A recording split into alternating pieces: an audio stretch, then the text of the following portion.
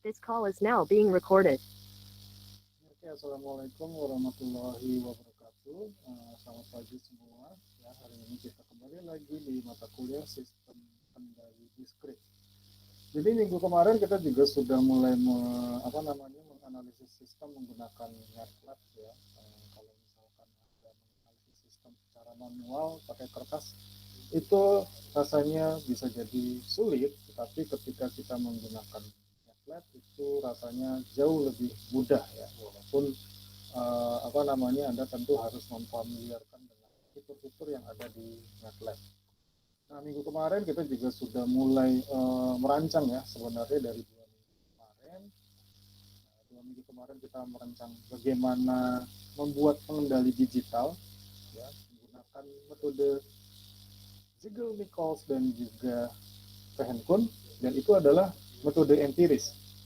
Artinya itu berdasar dari percobaan. Minggu kemarinnya kita juga sudah mulai mengaplikasikannya di MATLAB, tetapi tetap berdasarkan percobaan empiris.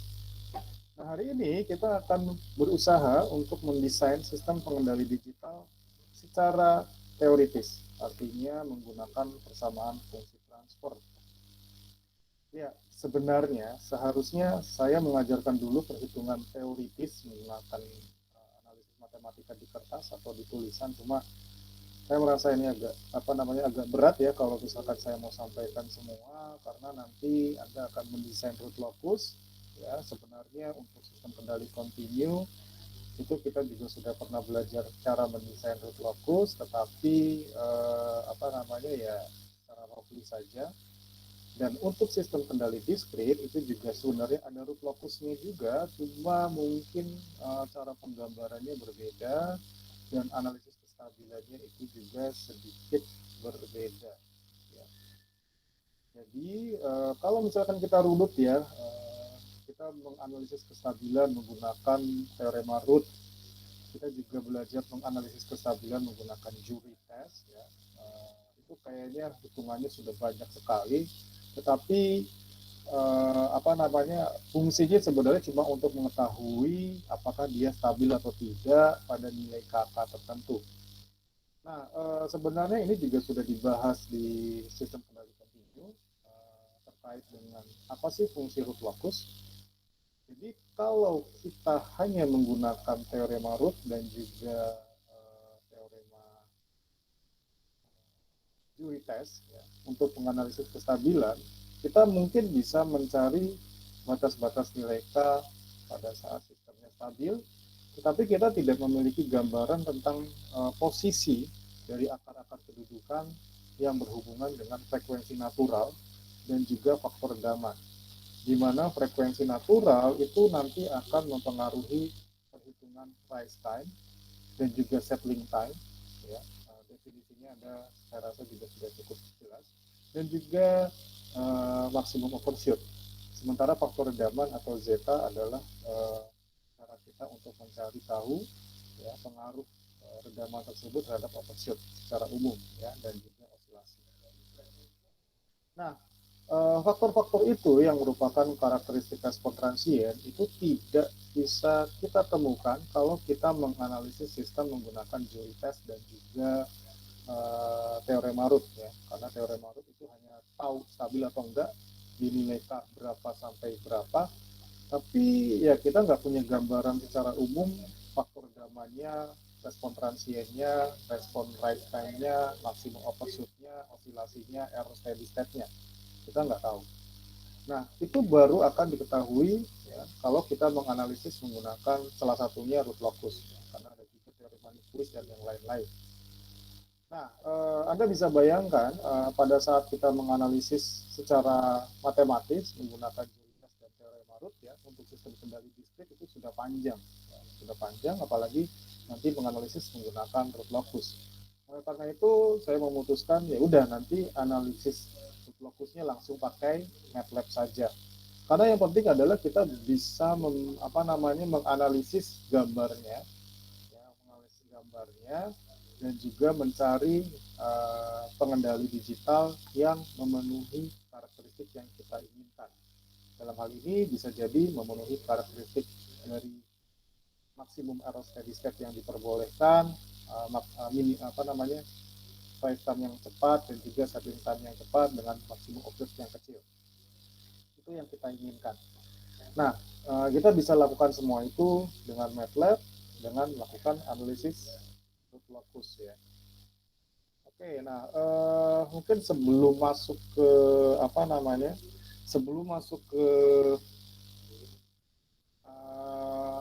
root locus, kita sedikit sedikit kembali lagi ke blok diagram untuk sistem kendali digital atau diskrit.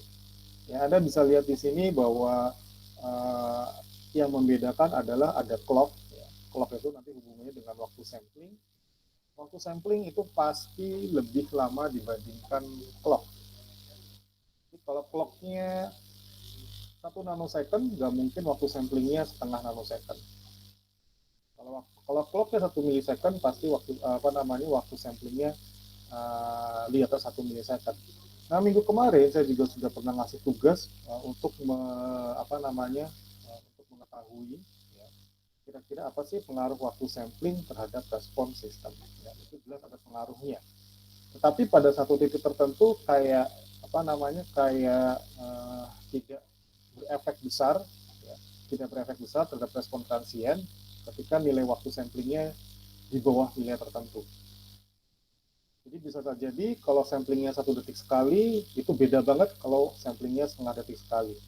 Tapi ketika kita sampling 10 milisecond sekali, itu nggak beda jauh ketika kita sampling 5 milisecond sekali. Artinya memang ada kriteria sebaiknya kapan atau sebaiknya seberapa besar kita melakukan proses sampling. Nah, ini adalah blok diagram pengendali digital ya. Untuk ADC dan DAC itu akan menambahkan fungsi transfer tersendiri. Itu makanya sistem kendali diskrit ya tentu saja lebih sulit dibandingkan sistem kendali kontinu, karena kalau kontinu ya kita blok diagramnya akan bisa lebih simpel. Tidak mungkin blok diagram sistem kendali diskrit itu lebih simpel dibandingkan sistem kendali kontinu untuk plan yang sama.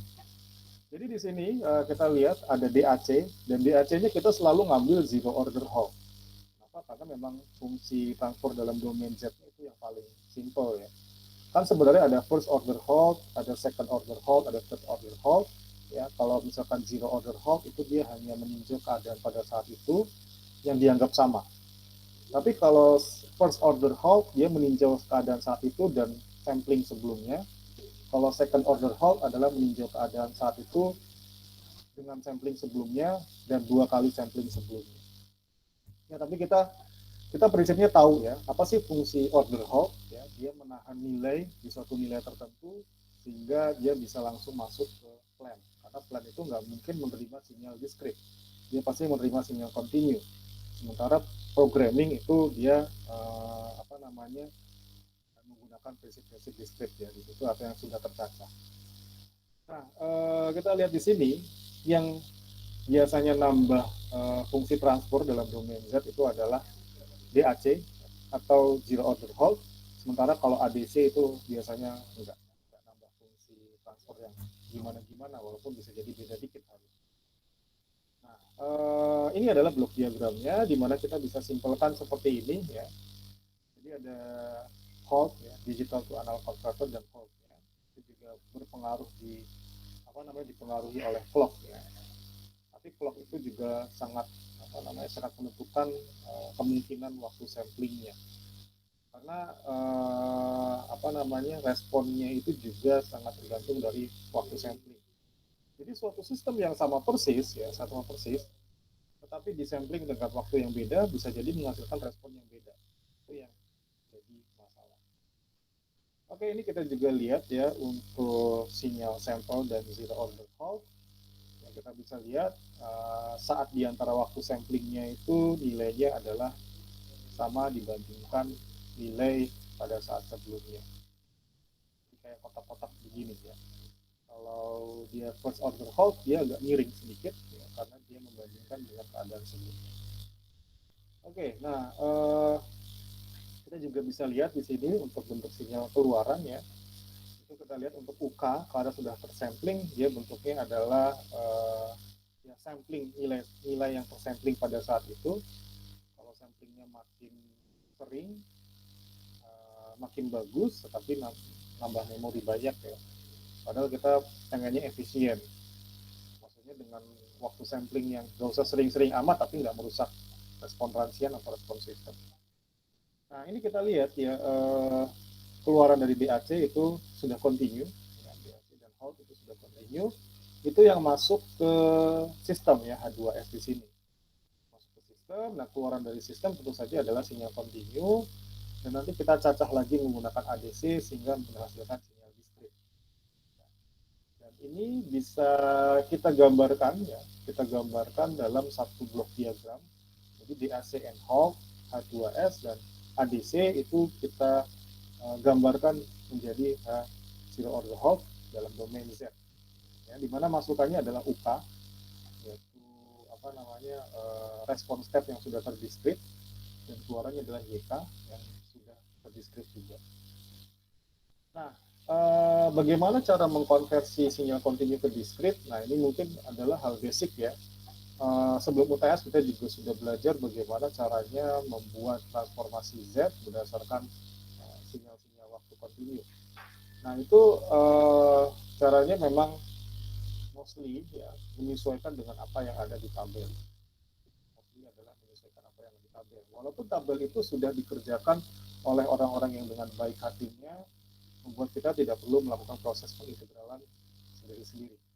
Jadi ada orang yang sudah baik hati, hitung integralnya, integral E pangkat J omega T bla bla bla dan seterusnya, dan itu diterjemahkan dalam bentuk tabel dan kita tinggal pakai tabelnya. Walaupun tentu saja pada saat kita menggunakan tabel kita harus tahu ya, walaupun mungkin nggak usah detail, itu dapat dari mana sih persamaan yang menghubungkan respon waktu continue, respon waktu discrete, domain Laplace atau domain frekuensi continue dalam bidang S dan juga domain dalam bidang Z.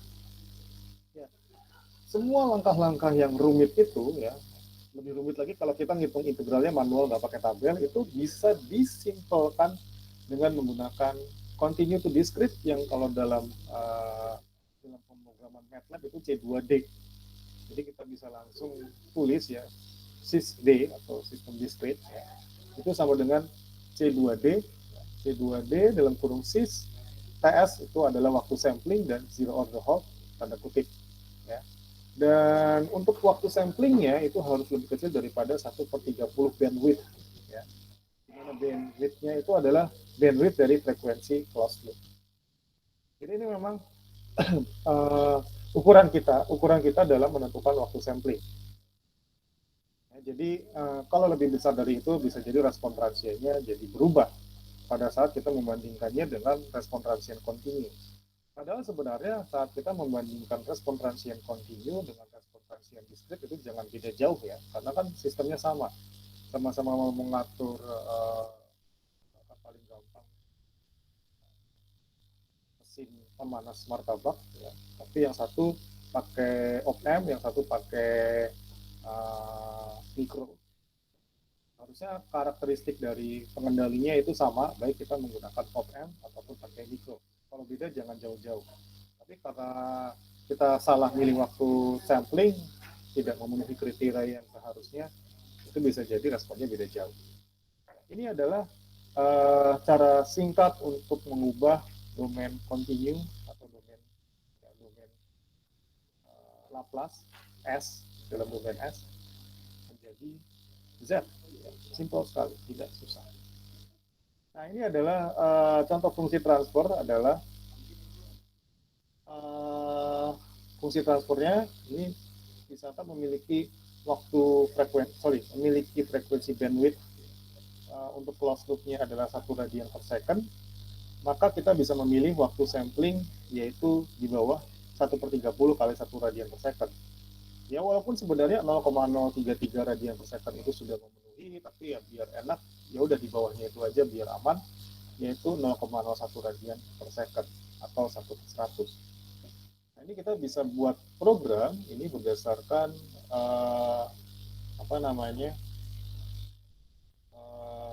fungsi bandwidth di atas ya. Nanti kita langsung coba di MATLAB. Jadi kalau Anda punya MATLAB sekarang, ini kita bisa coba untuk melihat responnya ya.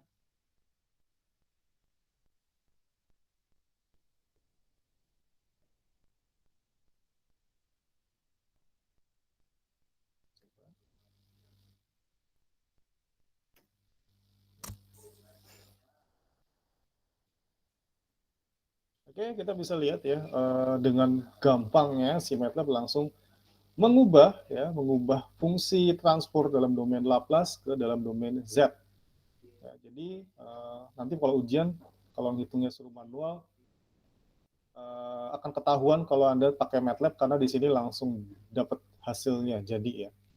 Jadi kita bisa lihat di sini, kita masukin persamaan M-nya sama dengan 1, B-nya sama dengan 10, K-nya 20, dan sistemnya adalah 1 per MS kuadrat tambah BS tambah K, dan waktu samplingnya adalah 0,01 atau 1 per 100, dan cukup dengan satu buah kalimat sakti ini, yaitu sys D sama dengan C2D.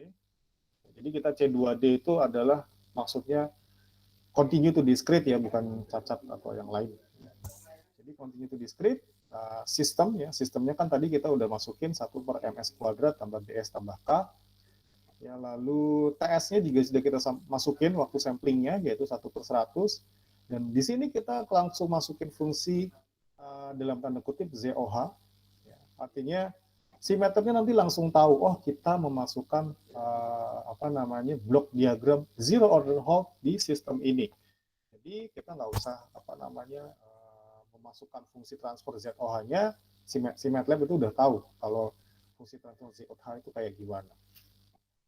Ya, ini langsung ketemu ya hasilnya 4,837 kali 10 pangkat min 5 ya. Pangkat min 5 di sini bukan ini ya, fungsi yang nilainya 2,718, bukannya itu maksudnya 10 pangkat min 5 ditambah 4,67 kali 10 pangkat min 5 per Z kuadrat min 1,903 Z tambah 0,9048. Jadi ini kalau dicari manual mungkin sedikit membutuhkan waktu, tapi menggunakan MATLAB langsung. Ya. Paling tidak Anda tahu cara mencari manualnya. Ya, cara mencari manual. Oke, ini kita balik lagi ya. Jadi itu contohnya saat kita melakukan konversi dari sinyal kontinu ke discrete. Memang ada dua parameter yang harus diperhatikan. Yang pertama adalah waktu sampling dan yang kedua zero order halt. Tetapi untuk zero order halt itu kita juga tidak perlu mendefinisikan berapa sih fungsi transfernya, si MATLAB udah tahu sendiri. Nah, ini seperti ini ya. Nah, ini adalah hasilnya. Tadi saya juga sudah sampaikan. Ya. Nah, sekarang kita akan sedikit menganalisis tentang kestabilan dan respon transient. Ya. Pada sistem kontinu, stabil itu dalam bidang S-plane, atau dalam bidang S atau bidang Laplace lah. Stabil itu artinya adalah akar-akar persamaan karakteristiknya berada di kiri bidang. Ya, berada di kiri bidang. Artinya, kenapa di kiri bidang? Itu sebenarnya hubungannya dengan matematika. S sama dengan J omega. Ya. Kalau mau stabil, itu nilainya harus konvergen. Konvergen itu artinya menuju ke suatu titik tertentu, tidak menuju nilai tak hingga. Nah, pangkat negatif, ya, itu konvergen. Pangkat min ST mau berapapun T-nya, ya itu akan konvergen. Dia akan menuju ke nilai tertentu. T-nya makin besar, bisa jadi dia menuju ke 0. Itu nggak masalah, itu artinya menuju ke nilai tertentu. Itu artinya stabil ya. Stabil itu artinya menuju nilai tertentu, tidak berubah-ubah, tidak naik terus. Ya. Walaupun secara sistem, ya nggak mungkin juga suatu sistem outputnya naik terus menuju tak hingga. Ya, itu nggak mungkin. Walaupun di matematika mungkin. Nah, pada sistem kontinu, stabil itu artinya akar-akar berada di sebelah kiri bidang. Dengan alasan yang sudah saya sebut tadi.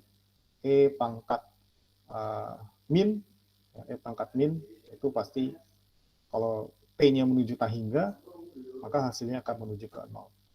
Nah, untuk sistem diskrit, stabil itu artinya bukan di kiri bidang, tetapi di dalam lingkaran.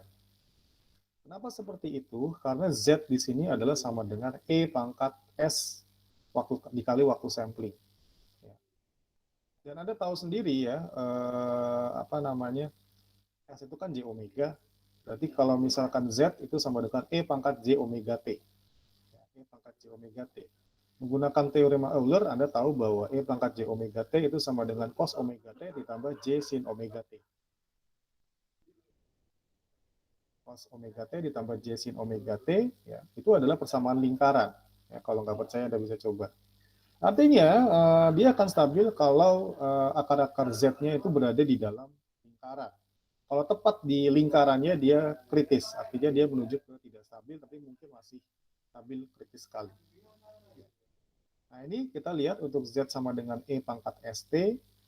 T itu adalah waktu sampling. S itu adalah posisi pol di bidang imajiner. Dan Z itu adalah posisi pol di bidang diskrit.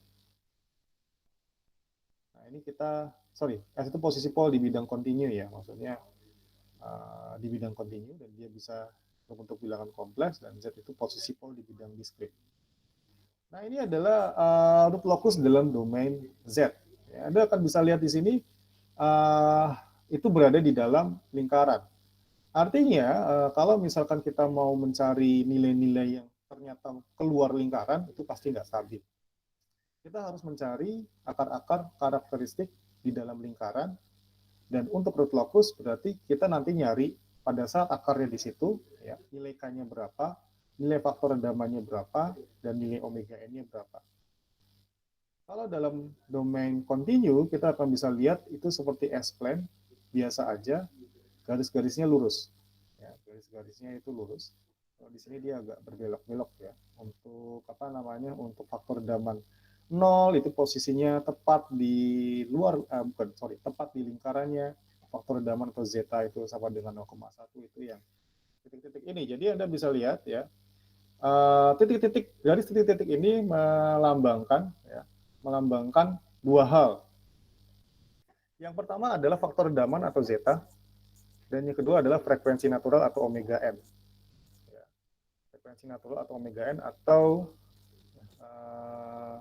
faktor rendaman atau zeta. Nah, ini yang jadi landasan kita melakukan desain. Kenapa dijadikan landasan untuk melakukan desain? Karena saat kita merancang pengendali, biasanya yang kita inginkan adalah dengan pengendali ini kita mau faktor rendamannya berapa biar dia nggak terlalu osilasi, dan kita mau omega n-nya berapa biar responnya cepat dan error steady state kecil. Nah, tetapi kita juga harus melihat ya, posisi akar-akar kedudukan dari persamaan karakteristik, ya, apakah dia melewati garis putus-putus itu atau enggak. Bisa jadi nggak ngelewatin. Ya, kalau nggak ngelewatin, artinya ya kita harus kompromi, kita harus melakukan kompromi, kita cari titik yang paling dekat, dan itu melewati kedua kriteria tadi. Kenapa melewati keduanya? Karena jangan sampai Anda prioritasnya di faktor rendaman aja, omega N-nya dilupakan. Oh, berarti saya pengen posisi akarnya itu diletakkan tepat pada saat faktor rendamannya 0,7. Padahal pada saat Anda meletakkan akarnya di faktor rendaman 0,7, itu jauh dari semua lokasi omega N yang bagus. Jadi Anda mengorbankan omega N agar dapat faktor rendaman yang bagus. Artinya dalam sistem Anda akan mendapatkan respon yang mungkin tidak berosilasi, ya, tapi lambat sekali. Responnya lambat sekali tapi tidak berosilasi. Demikian juga sebaliknya, kalau Anda mempertimbangkan, saya pengen meletakkan akar persamaan karakteristik di omega N yang bagus. Tapi di omega N yang bagus itu, di tepat di titik itu tidak dilalui oleh garis putus-putus yang melambangkan nilai faktor rendaman yang bagus. Akhirnya responnya cepat, tapi dia berosilasi terus-menerus, ya, dan itu membuat sistemnya tetap nggak bagus.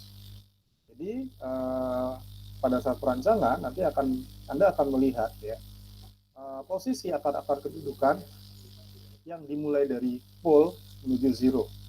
Itu adalah karakteristik root locus dari pole menuju zero, dan saat pole itu K-nya mungkin mendekati 0, saat zero K-nya menuju K hingga. Tetapi yang penting adalah Anda meletakkan di suatu posisi yang memenuhi kriteria untuk omega N dan untuk zeta atau faktor rendaman. Oke. Jadi gini ya, ini adalah root locus dalam domain Z, sesuatu yang apa namanya, kalau digambar pasti ribet banget.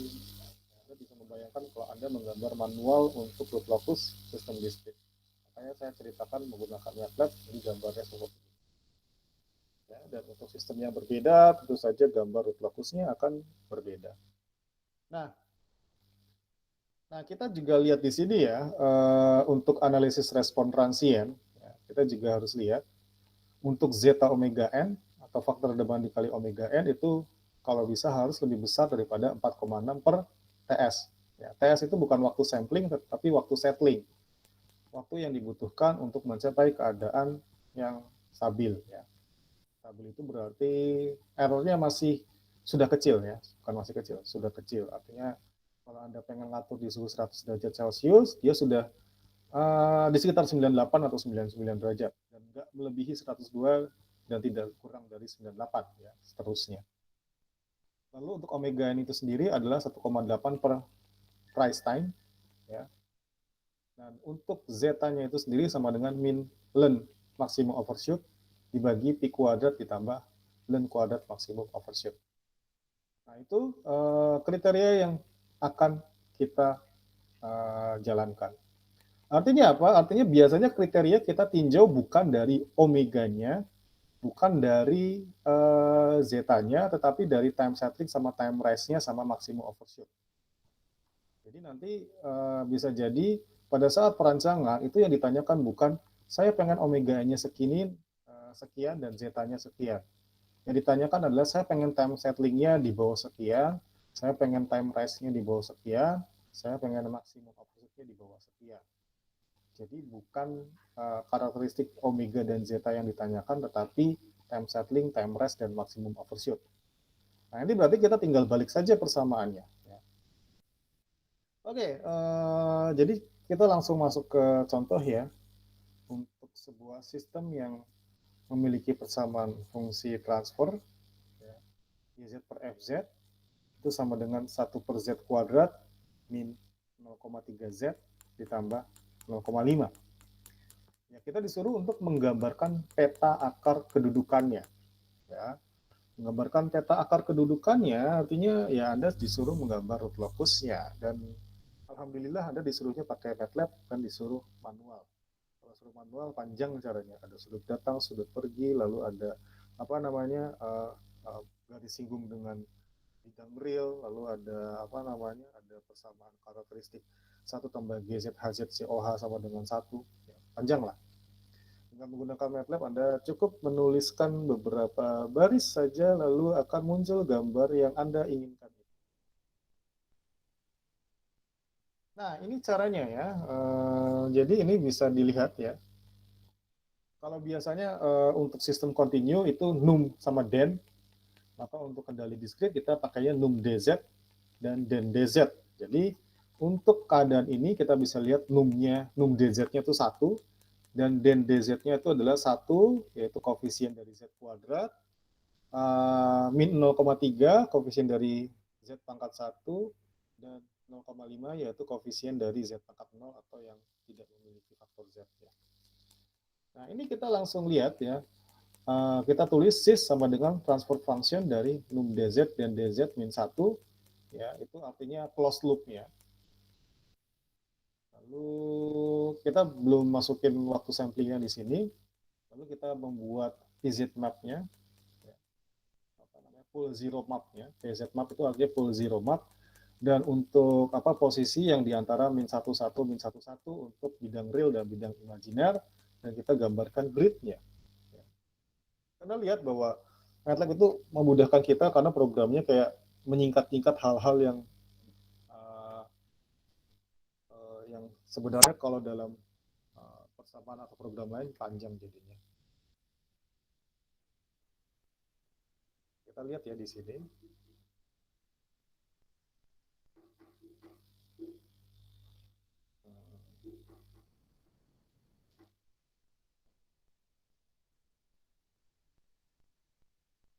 Oke, ini agak lama. Ya, nggak apa-apa. Ya, ini sudah muncul ya. Ini adalah full zero map. Ya, Anda akan melihat di sini ada X. Ini mungkin disusahkan ya.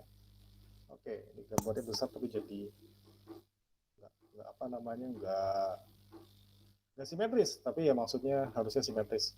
Anda bisa lihat ini adalah posisi dari poolnya itu di antara. Anda bisa lihat untuk poolnya itu letaknya kalau kita highlight ya, kita highlight itu akan muncul pool 0,15 min 0,691 i, artinya ya dia di seburil di 0,15, di imajiner di 0,69 i. Faktor redamannya adalah 0,247, overshootnya adalah 44,8, dan frekuensi naturalnya adalah 1,4. Ini juga sama, tetapi dia letaknya ada di 0,15 tambah 0,69i. Artinya ini pool di sini itu menyatakan letak akar pada saat kita memasukkan persamaan karakteristik yang tadi. Tapi kita cuma menggunakan persamaan karakteristik yang tadi. Artinya kita nggak menggunakan nilai K yang bervariasi. Cuma menggunakan nilai itu saja.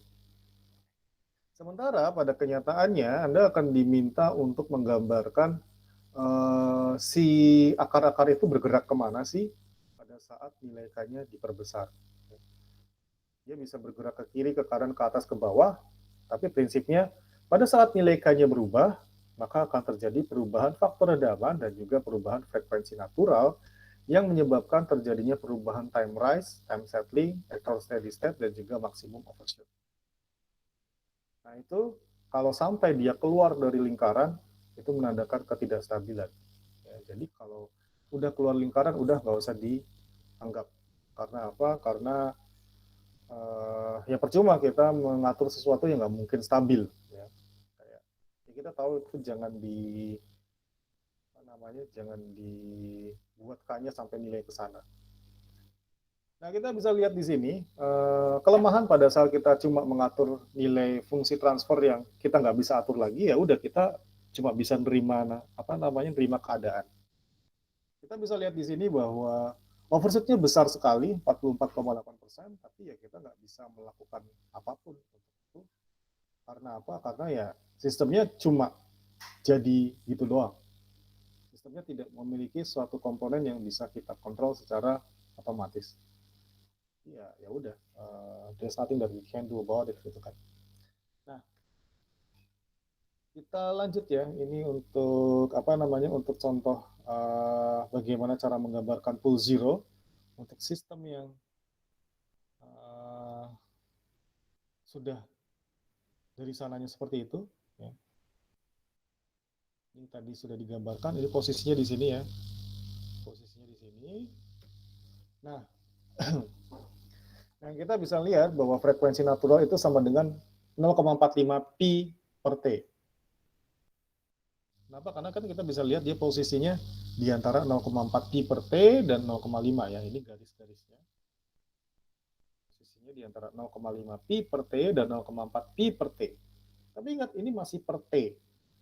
Kita harus masukkan nilai waktu samplingnya. Oke, untuk faktor redaman kita bisa lihat faktor redaman ya itu terletak di antara 0,2, ini kan ada garis putus-putus 0,2 ya, dan 0,3. Jadi kita bisa lihat untuk faktor redamannya adalah ya kira-kira gambar garis tengahnya aja 0,25, di antara 0,2 dan 0,3. Sementara untuk frekuensi natural itu di antara 0,4 pi per T dan 0,5 pi per T.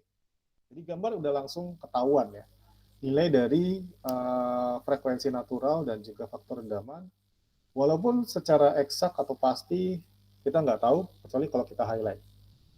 Nah, dengan mengambil asumsi kalau waktu samplingnya 0,05 second dan dengan menggunakan persamaan ini, maka kita bisa mencari tahu berapa sih nilai time settling, time rest, dan maksimum overshoot ya. Maksimum overshootnya ini kita menggunakan yang sama dengan E pangkat min zeta pi per akar 1 min zeta kuadrat. Nah, itu adalah nilai yang bisa kita cari, berdasarkan posisi akar yang tadi, yang udah nggak bisa kita apa-apain tadi, karena memang tidak mengikut sertakan fungsi pengontrolan. Sehingga kita bisa lihat untuk rise time-nya itu adalah 1,8 per omega N, dan omega N-nya itu adalah 0,45 dikali 3,14 dibagi 0,05, yaitu sama dengan 28,26. Sehingga rise time-nya adalah 1,8 dibagi 28,26, yaitu sama dengan 0,06 detik. Sementara untuk waktu settling-nya atau time settling-nya adalah 4,6 dibagi zeta omega N, itu sama dengan 4,6 dibagi 0,25 dikali 28,26, itu sama dengan 4,6 dibagi 7,065, itu sama dengan 0,65 detik. Dan untuk maksimum offset itu sama dengan eksponen min 0,25 dikali 3,14 atau dikali pi dibagi akar dari 1 minus 0,25 kuadrat. Jadi itu sama dengan eksponensial dari minus 0,785 per 0,9375 sama dengan eksponen dari min 0,83 itu sama dengan 44%. Dan itu memang sesuai dengan nilai yang tadi kita sudah highlight ya. Jadi kalau misalkan tadi kita males ngitung maksimum offsetnya, kita highlight ketemu. Tapi yang mungkin nggak ketemu adalah saat kita mau meng-highlight waktu naik atau rise time dan juga time settling. Itu nggak akan kita temukan di sini, jadi kita harus hitung secara manual. Nggak susah gitu. Oke, kita balik lagi. Nah, ini adalah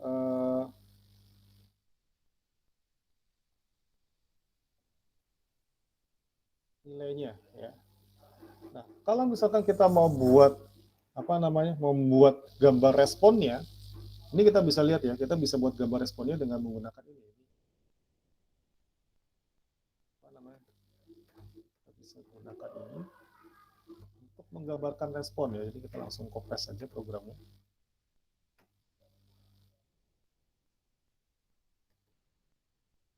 Nah, ini akan muncul gambarnya. Dan Anda akan melihat bahwa gambarnya agak patah-patah, jelas karena ini discrete. Jadi dia tidak akan smooth seperti sistem kendali kontinu. Dia disampling setiap beberapa detik sekali, dan di antara waktu sampling kita menggunakan zero order halt, berarti dia menyamakan dengan keadaan sebelumnya. Dia menyamakan dengan keadaan sebelumnya, jadi gambarnya patah-patah, itu wajar.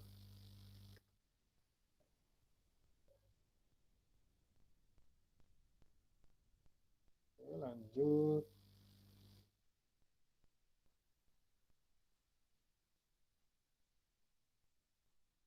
Nah, untuk root locus discrete ya, kita tetap menggunakan persamaan karakteristik, yaitu 1 ditambah KGZ H ZOH, yaitu sama dengan 0.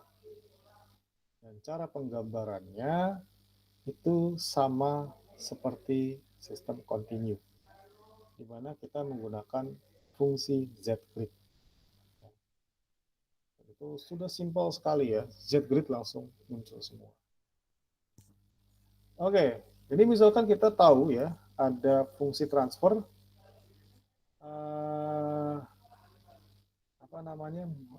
yang memiliki fungsi transfer Z min 0,3 per Z kuadrat min 1,6 Z ditambah 0,7.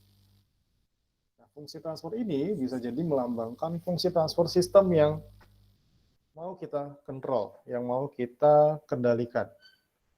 Dan pada saat ini kita ingin membuat sistem itu memiliki faktor redaman 0,4 dan frekuensi natural 0,3 radian per sampel. Jadi hati-hati, nanti ada satuan 0,3 radian per detik, ada satuan yang radian per detik, ada juga satuan yang radian per sampel. Nanti semua pada saat kita melakukan analisis root locus di MATLAB, itu semua harus diubah ke per sampel. Karena kita cuma tahu waktu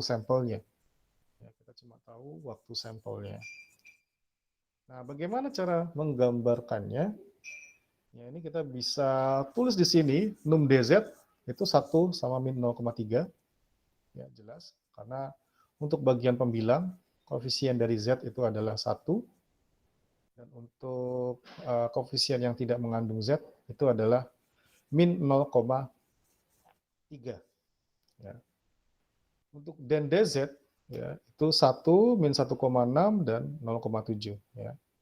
Ini jelas Z kuadrat min 1,6 Z ditambah 0,7 berarti koefisiennya adalah 1 min 1,6 dan 0,7.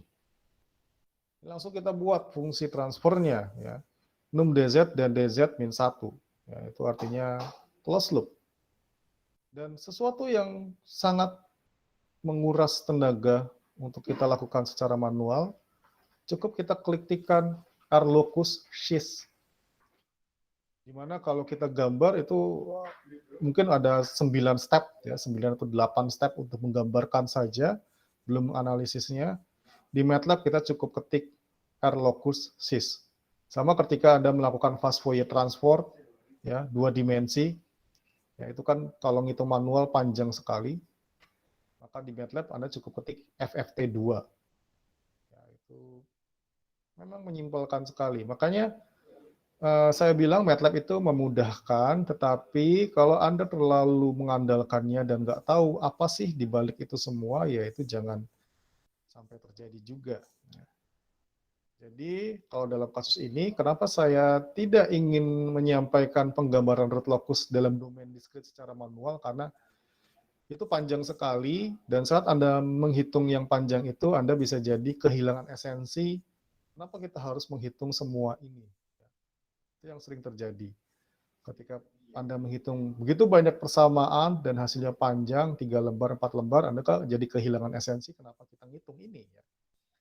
Dengan ini Anda bisa tahu hasilnya dan langsung mencoba menganalisis dari gambar root locus yang muncul. Ya. Oke, nah kita bisa lihat di sini ya, aksis min 11 min 11 itu fungsinya cuma untuk membatasi nilai tampilan. Kenapa? Karena kan kita mau mau menampilkan gambar di dalam lingkaran yang berjari-jari satu. Jadi di sini min 11 itu artinya dalam domain real itu letaknya di antara min 1 dan 1, dan min 11 berikutnya adalah dalam domain imajiner, ya, letaknya adalah min I sampai I. Oke, jadi itu root locus, dan di situ kita langsung tulis zeta. Zeta itu sama dengan 0,4, ya, faktor redaman itu sama dengan 0,4, dan omega n itu sama dengan 0,3. Jadi nanti root locusnya sudah buatnya gampang, tinggal ketik R locus sys, itu kita juga bisa langsung minta bantuan. Kalau si zeta itu nilainya 0,4, itu berada di titik mana, dan ketika omega n itu bernilai 0,3, itu berada di garis mana ya, bukan titik ya. Lalu kita buat z-grid, zeta omega n. Nah, kita lihat ya. Untuk gambarnya ya, kita bisa langsung copy di sini. Jadi kalau Anda sudah download PowerPoint-nya, Anda bisa langsung copy dan langsung terapkan di MATLAB.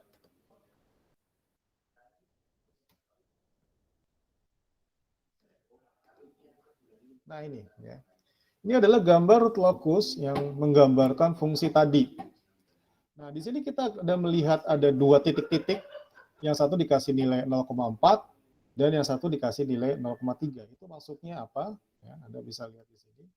Yang 0,4 itu adalah faktor redaman atau zeta, dan yang 0,3 itu adalah frekuensi natural atau omega n.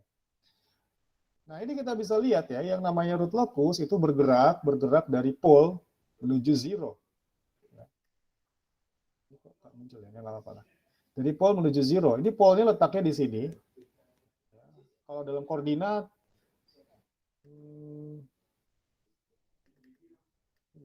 ini bisa deh. Dalam koordinat itu letaknya di 0,8 ditambah 0,245i. Yang satu lagi adalah 0,8 min 0,245i. Ya.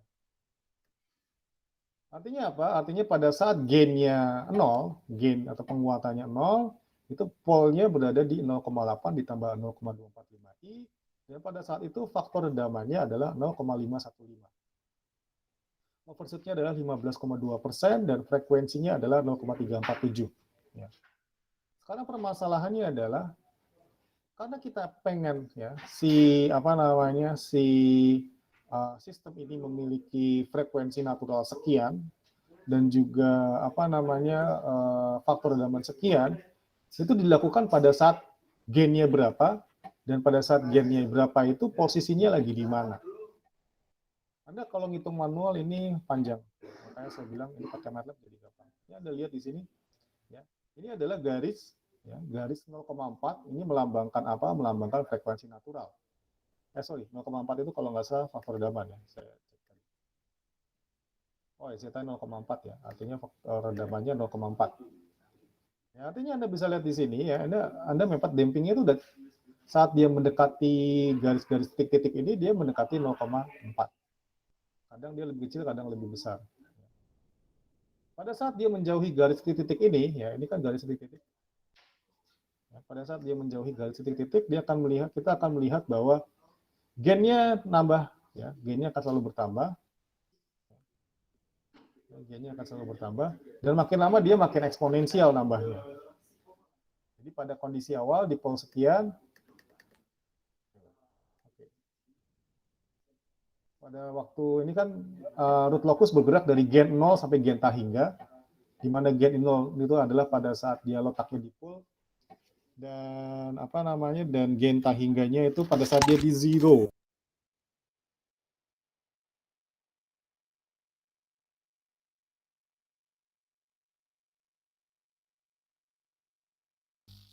Oke ya, jadi itu ya, dia terletak pada saat dia di posisi gainnya 0, di posisi pole, dan bergerak naik. Kita lihat dia naik, nilainya itu ya, naik terus.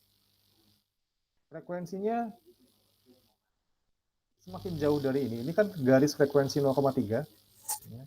Garis frekuensi 0,3 dia makin jauh dari garis frekuensi 0,3. Kita bisa lihat di sini frekuensinya itu jadi 1,05, 1, dan seterusnya ya, karena makin jauh. Ya. Lalu dia akan bergerak ya, dan ini mendekati frekuensinya. Ya, dia mendekati 0,3. Lalu lama-lama gainnya membesar sampai menuju tahingga pada saat posisi di zero. Nah, kita sebenarnya menganalisisnya adalah dengan cara mencari posisi mana yang mendekati 0,4 untuk faktor redamannya dan 0,3 untuk frekuensi naturalnya. Tapi harus terletak di garis-garis ini. Jadi jangan sampai kita meletakkannya di sini ya. Kenapa meletakkannya nggak bisa di sini? Ini kan bagus. Ya karena tidak ada akar yang bergerak ke situ. Dari sistemnya tidak mungkin akarnya bergerak ke situ. Jadi kita nggak bisa sembarangan ngasih di sini, orang dia nggak dilewatin sama akar-akar kedudukannya. Dan juga kita pakai ini ya.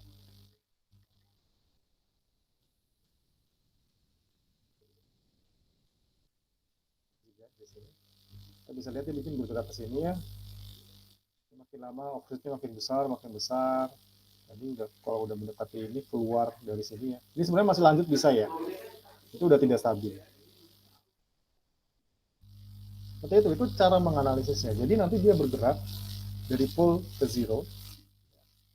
Dan dia cari nilai yang mendekati 0,4 sampai 0,3. Kalau misalkan kita mau mendekati nilai tersebut. Permasalahannya adalah tidak dilewati oleh akar-akar kedudukan yang sudah dirancang. Jadi itulah sebabnya kadang-kadang kita butuh penambahan pengendali. Karena sistem yang kita kendalikan biasa itu tidak melewati bagian tersebut.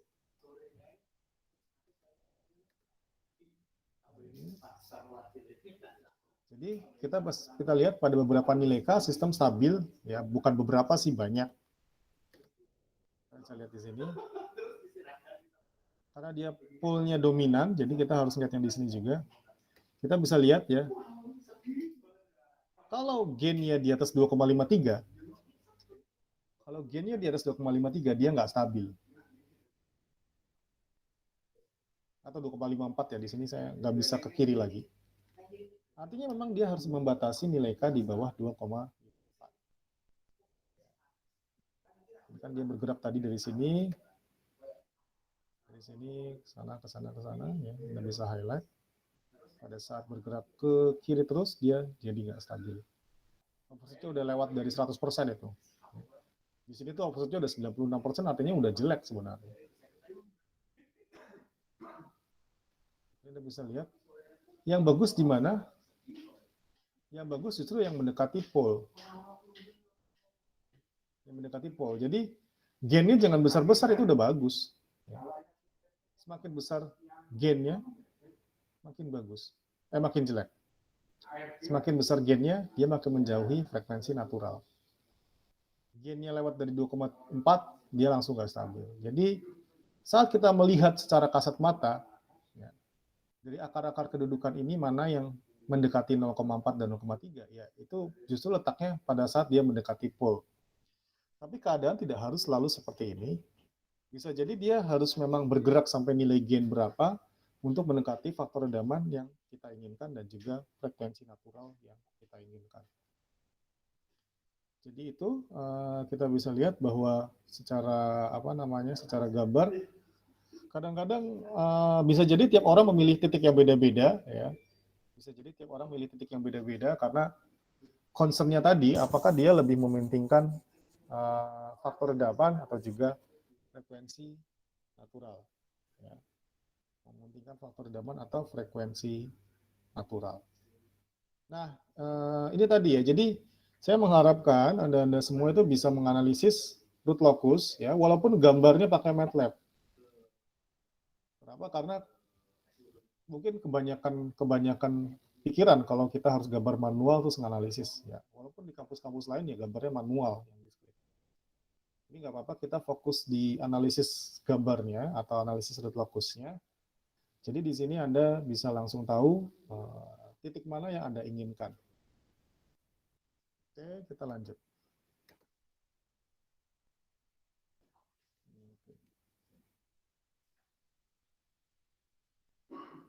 Jadi itu tadi gambar root locusnya. Jadi kita bisa lihat bahwa secara sistem paling bagus justru yang ketika dia mendekati pole. Oke, nah ini sekarang kita mencoba merancang pengendali digital. Merancang pengendali digital.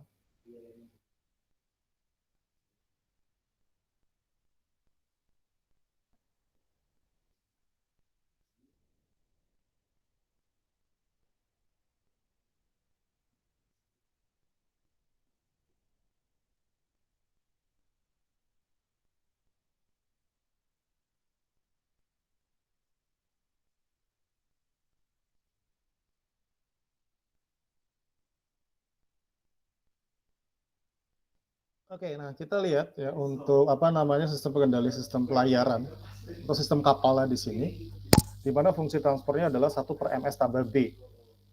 Nah, ini kita menggunakan masanya atau vehicle mass-nya adalah 1000 kg dan koefisien faktor redamannya adalah 50 Newton second per meter. Reference speed-nya adalah 10 meter per detik dan nominal control force-nya adalah 500 Newton. Nah, di sini nanti kita akan mencoba untuk mengendalikan sistem, ya. Ketika kita tidak menambahkan pengendali khusus dan saat kita menambahkan pengendali khusus. Saat kita tidak menambahkan pengendali khusus, artinya ya kita cuma bisa mereverse terhadap nilai respon terhadap perubahan nilai gain atau nilai K. Ya. Sementara untuk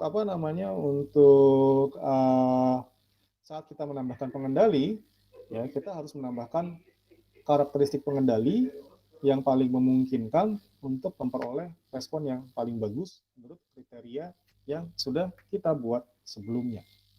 Ya, jadi ini adalah fungsi transfernya sudah dikasih ya 1/ms tambah B, M-nya 1000 kg, B-nya itu adalah 50. Ya, lalu dan lain-lain seperti itu.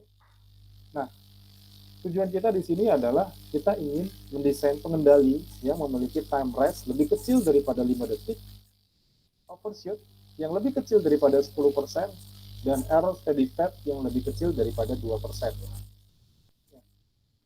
Permasalahannya adalah kalau kita menggunakan penguatan biasa, ya, jadi pengendali proporsional biasa, bisa jadi kita tidak bisa memenuhi 3 kriteria ini.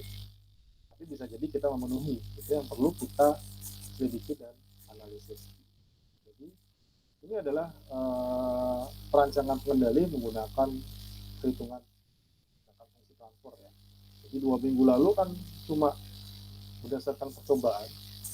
Dan jujur aja memang yang menggunakan percobaan itu lebih populer untuk penelitian karena kadang-kadang memang agak susah untuk memperoleh fungsi transfer secara detail dari sebuah persamaan yang bisa jadi persamaan fisiknya itu tidak seakurat itu karena ada faktor-faktor lain yang tidak bisa kita ukur. Nah, untuk mendesain pengendali yang memiliki time rise lebih kecil daripada 5 detik, overshoot yang lebih kecil daripada 10%, dan error steady state yang lebih kecil daripada 2%, ya kita harus mencari pengendali apa, apakah penambahan gen aja cukup, atau kita harus memberikan pengendali digital. Nah, kita bisa lihat di sini ya, kita mau memplot aja, memplot root locusnya menggunakan MATLAB ini ya. Jadi gampang sekali. Plot couple-nya tadi kita lihat itu adalah C2D atau apa namanya continue to discrete ya. Kita bisa lihat di sini. Kita langsung masukin persamaannya. Oh ini ada.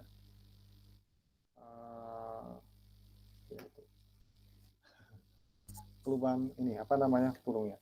Nah kita bisa lihat ya. Kita langsung dapatkan fungsi dalam domain Z-nya, sesuatu yang langsung kita ketik dan langsung dapat fungsi dalam domain Z-nya. Artinya dengan sampel time-nya sebesar 0,02 detik, ya, kita dapat persamaannya adalah 1,999 kali 10 pangkat min 5 per Z dikurangi 0,999. Artinya fungsi ini digunakan untuk mengubah fungsi transfer dalam domain S ke domain Z. Fungsi transfer dalam domain S ke domain Z dilakukan dengan mudah sekali pakai fungsi C2D, C2D. Ya, langsung. Jadi kita bisa lihat bahwa fungsi kapal dan lain-lain ya kita yang namain. Kan ceritanya kita ngontrol kapal. Jadi kalau mau ngasih nama yang lain itu bebas. Oke, lalu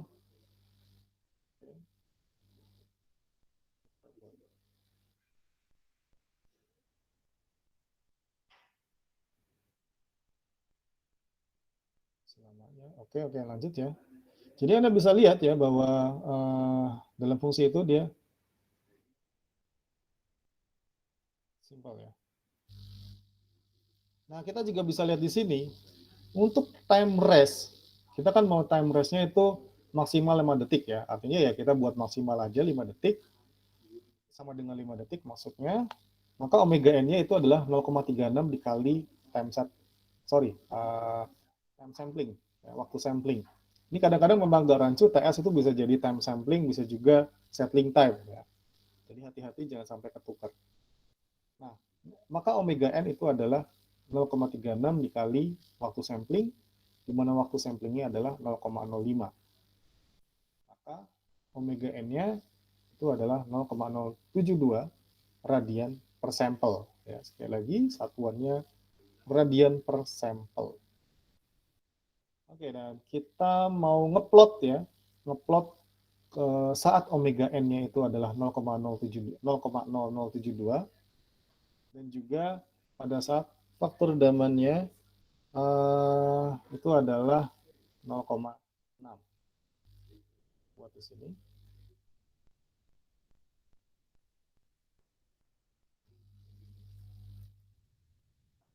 Bisa lihat, jadi kita tambahkan fungsi tadi.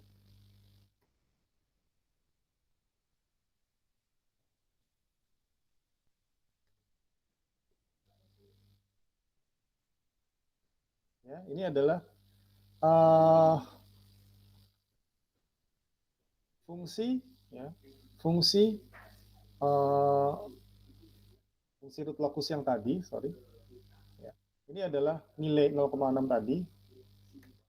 0,6 itu adalah zeta. 0,072 itu yang di sini.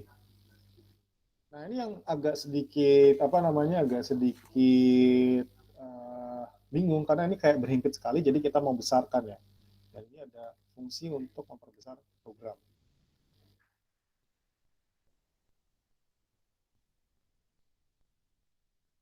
Kita pakai ini, kita highlight axis-nya. Kita buat aksisnya di antara 0,95 sampai 1. Nah, ini gambarnya akan jadi seperti ini.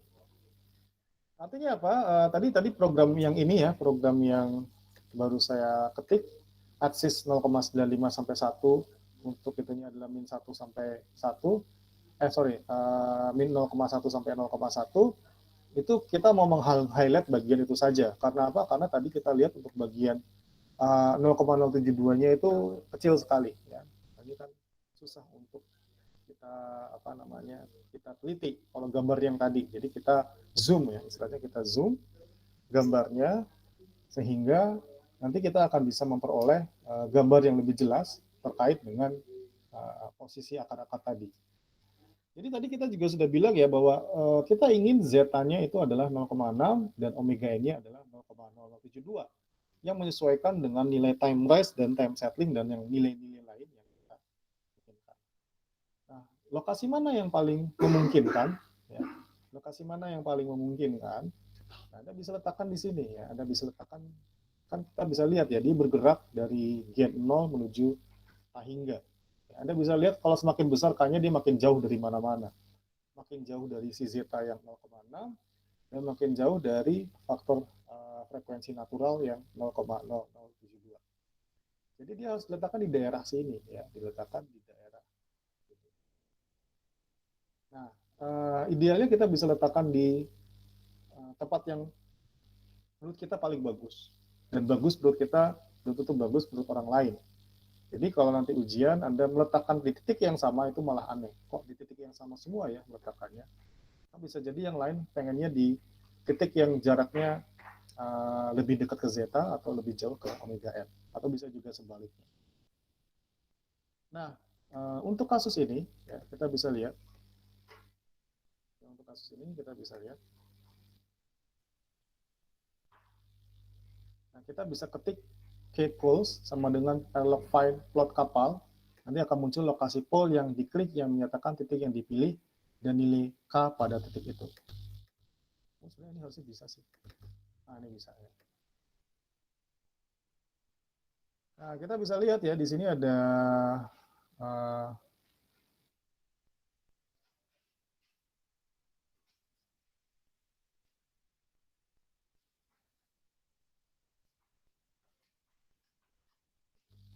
kita bisa pilih nilai yang kita inginkan di sini.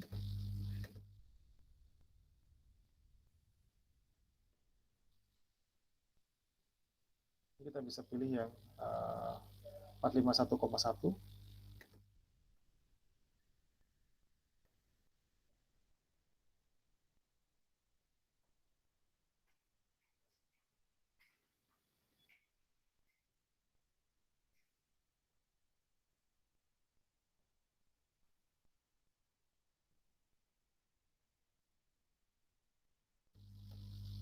Atau kita bisa juga pakai cara ini.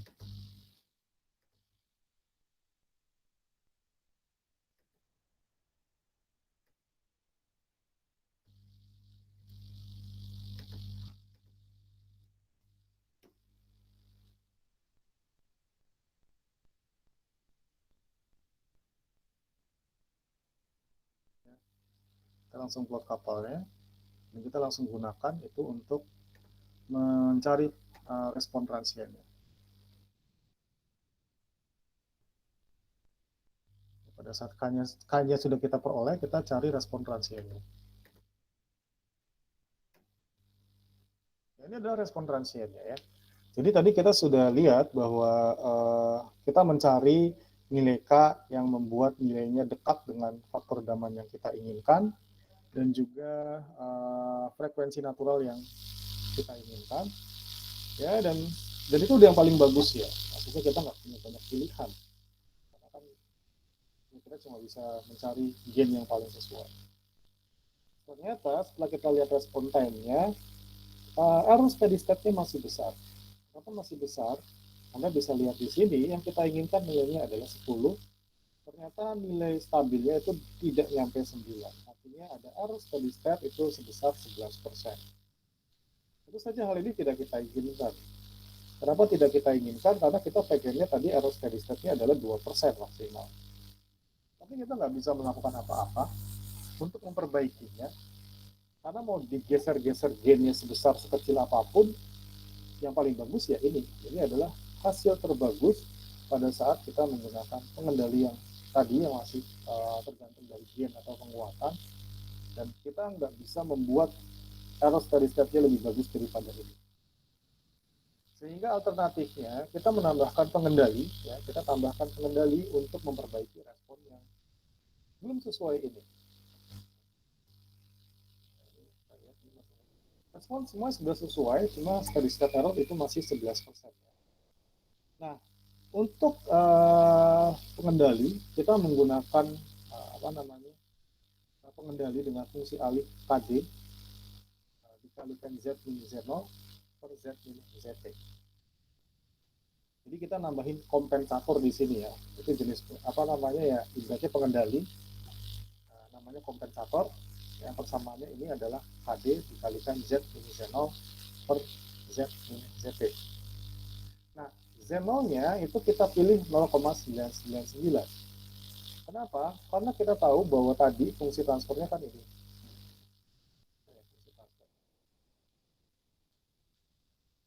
Nah ini, fungsi transfernya kan 1,999 dikali 10 pangkat 5 per Z min 0,999. Jadi kita nanti akan pilih pole-nya yang akan mengcancel, kita pilih zero-nya yang akan mengcancel pole. Dan karena pole-nya letaknya di 0,999, untuk saling menghilangkan dengan pole tadi, maka kita pilih Z0-nya adalah 0,999. Oke, itu jadi kita udah ketemu. Z0-nya kita pilih yang sama dengan pole adalah 0,999. Lalu kita pilih sedemikian rupa, ya. Untuk penguatan frekuensi rendah, persamaannya adalah 1 min Z0 per 1 min ZT. Dan karena nilai error steady state itu mau dikecilkan 5 kali, ya karena kan harusnya sebenarnya lebih dari 5 kali sih. Ini nggak apa lah, kita anggap 5 kali dan cukup. Tadinya mau 11%, mau jadi 2%. Ya. Ini mau dikecilin 5 kali lipat, lebih dari 5 kali lipat, 5,5. Tapi kita anggap 5 kali biar hitungnya lebih simpel. Dan untuk persamaan penguatan frekuensi rendah, itu sama dengan 1 min Z0 per 1 min ZT. 1 min Z0 per 1 min ZT. Jadi kalau tadi kita sudah ketemu ya, Z0-nya itu adalah 0,999, maka kan tadi 1 min Z0 itu adalah 0,0001. Maka ZP-nya itu adalah harus 0,00002. Itu 0,0001 dibagi 5. Jadi ZP-nya itu harus 0,9998. Itu karena kita mau menghasilkan 5 kali. Jadi nanti kalau ada tugas atau ujian munculnya error steady state-nya 18%, lalu Anda pengennya error steady state-nya 3%, ya Anda bisa jadi mau menghasilkan 6 kali. Maka faktornya harus 6 kali lebih. Pembilangnya itu harus 6 kali lebih besar. Jadi ini tergantung dari karakteristik error steady state yang muncul. Nah, untuk KD-nya itu sama dengan 1 min ZT per 1 min Z0, yaitu 0,2. Nah, ini kita bisa lihat ya untuk gambar root locusnya. Untuk gambar root locusnya ini seperti ini.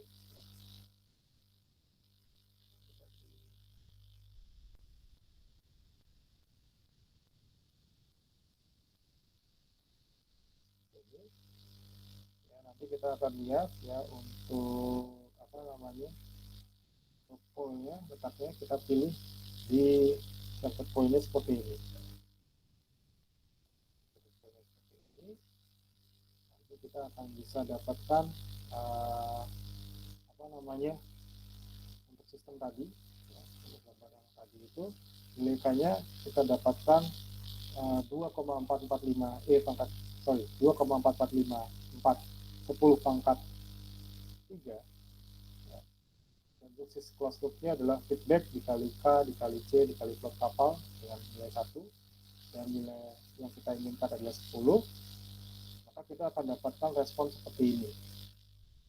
Artinya apa? Artinya dia sudah mendekati nilai 10 yang harus kita capai. Jadi ini sudah, jadi gambarnya kayaknya mirip, ya. Gambarnya kayak mirip, tapi ini beda, karena kalau tadi kan dia berakhir di bawah nilai 9. Dia berakhir di 8,9, ya. Jadi error steady state-nya 11%.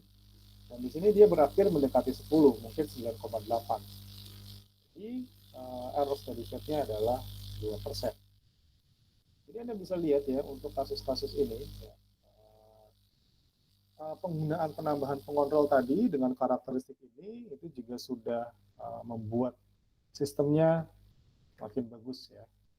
Sistemnya makin bagus sehingga apa namanya Anda akan bisa memperoleh sebuah persamaan atau sebuah sistem yang mendekati nilai yang kita inginkan.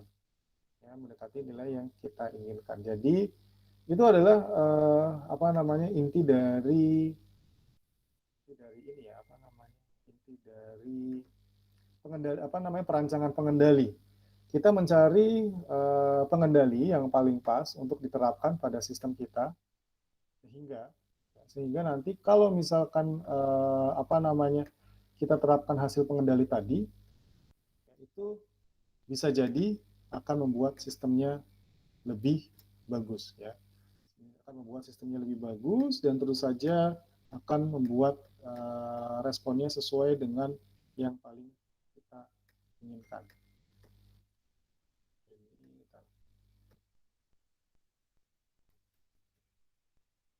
Tadi saya belum simulasikan ya, jadi saya mau simulasikan dulu.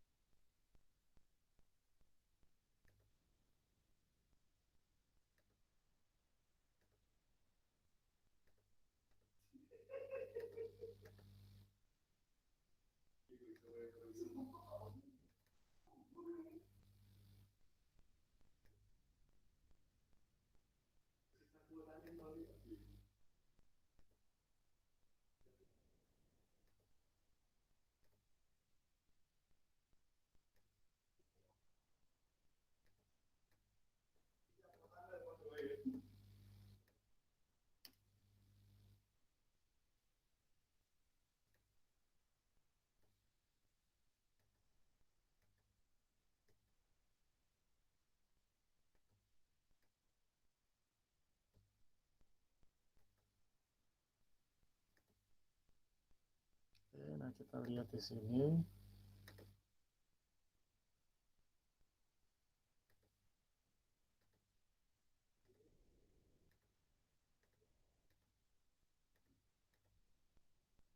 Ya, jadi ini adalah gambar tadi ya, kita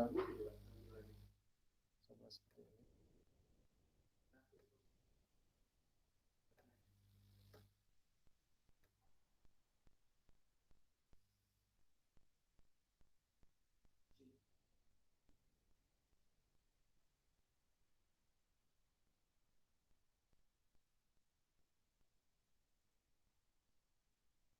Nah ini, coba lagi.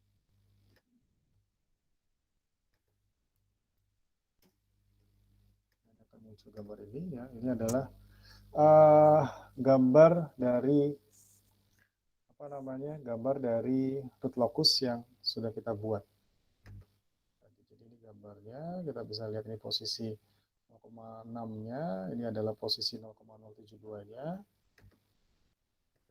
Ini programnya sudah saya tambahkan, tapi kayaknya masih sedikit, nanti saya perbaiki lagi. Terus ini pilih apples-nya.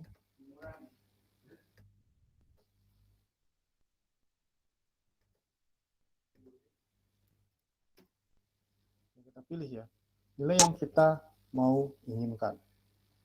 Kita mau ingin di mana, yaitu tergantung dari karakteristik yang mau kita buat. Ya, misalkan kita pilih di 2400 di sini. Kita pilih misalkan di sini.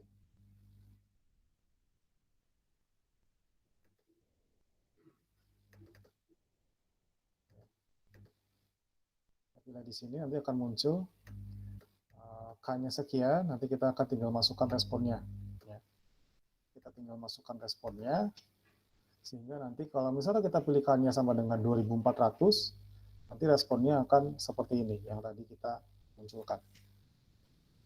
Jadi kurang lebih seperti itu ya untuk perancangan pengendali digital. Dan untuk tugas Anda diminta untuk mengerjakan kasus yang mirip, tetapi nanti setiap orang kasusnya beda karena berdasarkan nomor presensi. Jadi ada yang sekian M-nya dan juga yang sekian M-nya, itu tergantung dari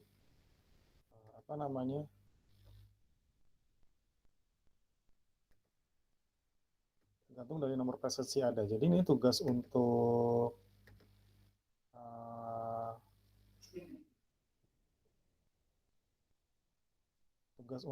minggu depan, ya. Anda diminta untuk melakukan analisis kestabilan dan juga analisis root locus menggunakan cara-cara ini, ya. Tapi untuk fungsi transfer yang tiap orang berbeda, ya. Untuk fungsi transfer yang tiap orang berbeda. Ini saya tambahkan dulu.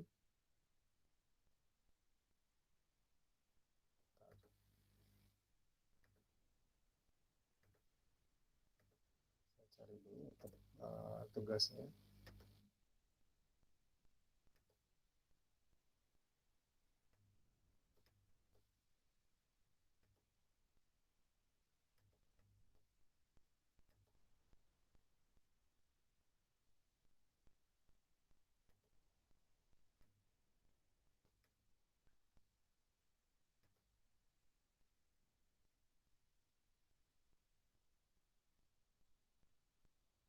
Jadi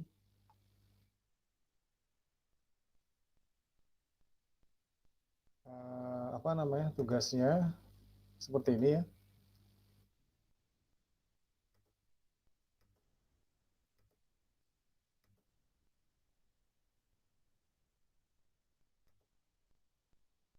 Tugasnya itu desain pengendali ya untuk sistem yang sama, sistem yang tadi, tetapi karakteristiknya mungkin sedikit berbeda, yaitu time rest lebih kecil daripada 8 detik dan overshoot yang lebih kecil daripada 5%, serta error steady state yang masih sama lebih kecil daripada 2%.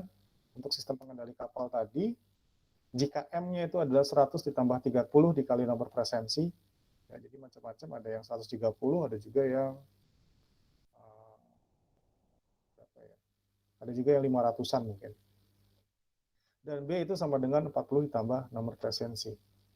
Jadi ini nanti dikumpulkan minggu depan ya. Dan minggu depan itu kuis ya. Kuisnya mencakup semua materi setelah UTS. Jadi itu ada teorema root, juri tes, lalu desain desain pengendali menggunakan metode Ziegler-Nichols dan Cohen-Kuhn, dan juga desain pengendali menggunakan root locus berbasis MATLAB ya. Jadi itu adalah materi kuis untuk minggu depan. Dan itu juga kurang lebih hampir sama nanti dengan materi UAS ya. Jadi nanti untuk UAS Anda dipersilakan mendesain, mungkin untuk kasus desain menggunakan metode Ziegler-Nichols atau Cohen-Kuhn itu pakai MATLAB. Dan yang jelas untuk desain pengendali untuk konvensional root locus ini juga pakai MATLAB biar lebih memudahkan. Ya. Oke, mungkin itu ya materi untuk hari ini. Kalau ada yang mau ditanyakan, dipersilakan.